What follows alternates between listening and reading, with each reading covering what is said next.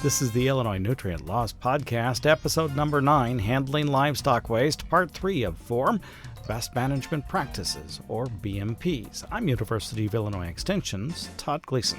We're now joined by Haley Haverback from Extension to talk about the BMPs as it relates to manure applications on farmland. Thank you so much, Haley, for being here.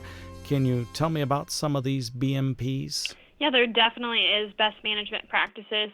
So when managing manure to protect water quality, it really requires that producers have strategies for both manure storage and the location, timing, and rate of application.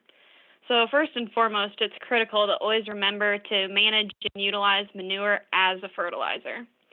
So producers should apply manure at agronomic rates based on the University of Illinois and USDA NRCS guidelines.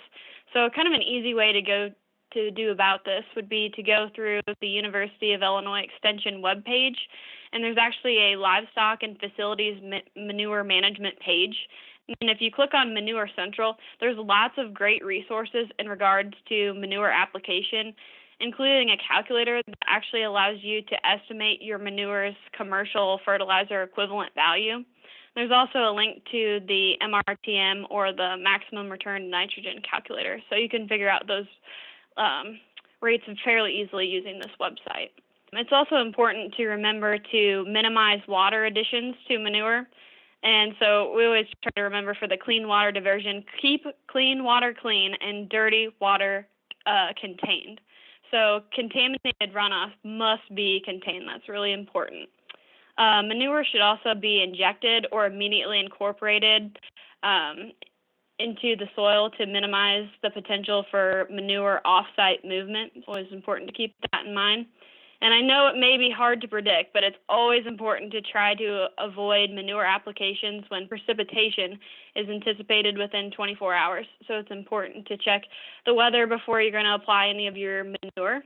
And you should also try to avoid or minimize manure applications to snow-covered or frozen areas, only to minimum sloping ground, as these applications pose a high risk of discharge to water sources. And if producers have any more questions as to best management practices, I would encourage them to work with their local NRCS or Soil and Water Conservation District to help them develop a nutrient management plan for their farm.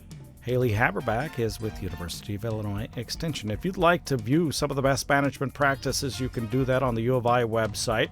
It's extension.illinois.edu, and then you're going to look for the livestock facilities and manure management portion of the website. That's livestock facilities and manure management, or LFMM. The website is extension.illinois.edu/LFMM.